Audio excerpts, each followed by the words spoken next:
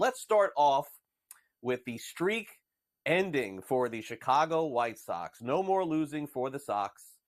Finally, we can say that they are winners going into tonight's game, as Chicago will not be the only team that has had the longest losing streak in American League history. They ended up tying it with the Orioles, but not having more as they get the victory. Now, the White Sox are still going to be, 110, 20 loss team at the end of the season, but at least these players on this team in the future will be able to say we weren't the worst of all time. So congrats to the Chicago White Sox for winning the game yesterday. I've seen a lot of this popping on social media and some of the other shows. Shame on you. Never talk baseball at all in your life.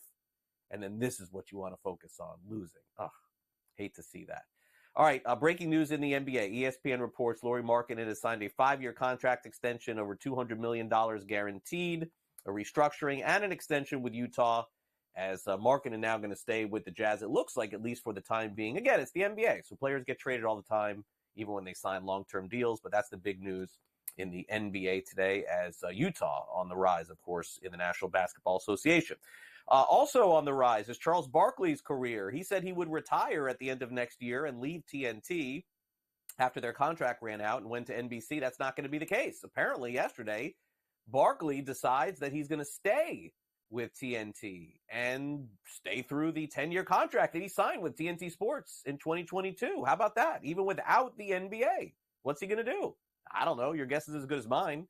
Barkley said that I love my TNT family. My number one priority has been and always will be our people and keeping everyone together for as long as possible. We have the most amazing people. They are also blessed at what they do. I'm looking forward to continue to work with them on the shows we have and the new ones we develop in the future. So that was the little bit of the poker tell right there. Develop in the future. Again, they may not have the rights to cover the NBA games, but maybe there's an NBA broadcast in TNT's future with the name Charles Barkley on it. We'll have to see. Stay tuned. All right, how about Brazil? And what a match yesterday. 4-2 the final, 5-1 to win. Spain was the gold medal favorite. They end up taking the victory by a final, as I said, of 4-2.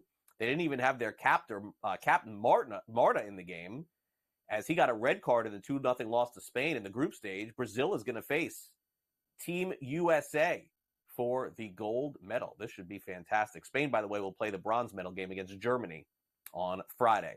Meanwhile, Sophia Smith sends the U.S. women's team to the gold medal match. Not a surprise there. Extra time goal, 1-0, as USA gets the semifinal win against Germany on Tuesday. The U.S., again, will play Brazil. They beat Spain. And Germany will play the bronze medal match on Friday, as I just said. Okay. Now, let's talk about the upset in Paris as France beats Canada in basketball. French coach Vincent Collet pulled 4-time NBA Defensive Player of the Year Rudy Gobert and Evan Fournier from the starting lineup. Gobert played just 3 minutes after having an injury in practice. Fournier had some issues, finished 15 points, saying afterward there's no issues with his coach. But regardless, that's what they said. Canada, by the way, has not reached the Olympic Final Four since 1984. Okay, the Seine River in Paris. You don't want to swim in there because you could get E. coli. We've seen that play out, but they just did have a test run to allow the Olympic athletes to familiarize themselves, if I can say that right, with the marathon swimming course in the Seine River. They got the go-ahead on Wednesday. The decision was made after Tuesday's test was canceled over the water quality in Paris. This has been going back and forth with the athletes there. One of the athletes did test positive for E. coli in the World Triathlon competitor. American Cole Hocker pulled the upset of the Olympic track meet on Tuesday night, outracing favorites Jacob Ingebrigtsen and Josh Kerr to finish line at the gold medal in the 1,500 meters. The bigger story yesterday probably was Gabby Thomas. She dominated the women's 200 meters, finishing in 21.83 seconds to add a gold medal to the bronze that she took home from the event in Tokyo 3 years ago. A lot of love I saw on social media for Gabby.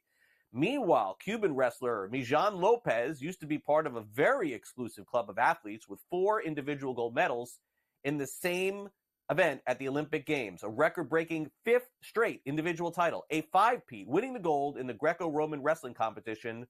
Lopez made his Olympic debut at 21 in Athens in 2004.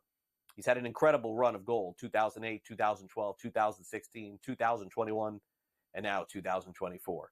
The U.S. men's basketball team rolls on. They crushed Brazil. I mean, this thing was not close. 122-87. They now have to win 2 more games to win a 5th consecutive gold medal. They will take on Serbia in the semifinals on Thursday. We will preview that game with Gilbert McGregor coming up in just a few minutes. Kevin Durant had 11 points in the game. But needless to say, 35-point win for Team USA. They are humming on all cylinders right now. Fines given out to the Lions and Giants, a couple $100,000 each for the fight that they had on the field. Naturally, any time that you have a scuffle in a practice, you're going to get fined. And there you see Ian Rappaport from NFL Network detailing the fact that they did. On the NFL field, we've got injuries to talk about, and we'll start off with, for those of you getting ready to draft your fantasy football team, Christian McCaffrey. Yet another lower leg issue for him. He did not participate in Tuesday's drills because of a strained calf. Head coach Kyle Shanahan said McCaffrey will miss a couple of weeks of practice. He will not play in the preseason. Their backup running back, Elijah Mitchell, is also suffering an injury as well. So look out to see who plays running back for the 49ers, I guess, in the preseason. Could be a good fantasy pick. Meanwhile, Puka Nacua, according to Sean McVay, should be ready to go in week 1 of the NFL season. Right now, it is not likely that he will play in the first 2 games for the Rams. And usually starters don't play in week 3. So Nacua could be just like McCaffrey, who doesn't play in the preseason, but ends up playing in the regular season. Offensive lineman Connor Williams signs a 1-year deal with the Seattle Seahawks, 7-year veteran coming off a season knee injury last December. And social media still buzzing. Everybody trying to break a story that hasn't happened. I mean, Brandon Ayuk has been traded on social media to like 4 different teams. Everybody just trying to get ahead of being first without being right. Ayuk has not been traded by the 49ers to anywhere as we do the show right now. As somebody that breaks news, I get the interest in wanting to do it, but you probably should be right before you send out stuff like that. A new venue for Major League Baseball. It is Bristol Motor Speedway. Coming soon to 2025, the Atlanta Braves will host the game there. Framber Valdez, 5-0 in his last 5 starts, 8 2/3 hitless innings. He's been on fire for Houston as they are trying to capture yet another West title. Dodgers relief pitcher Brusdar Graterol injured his hamstring.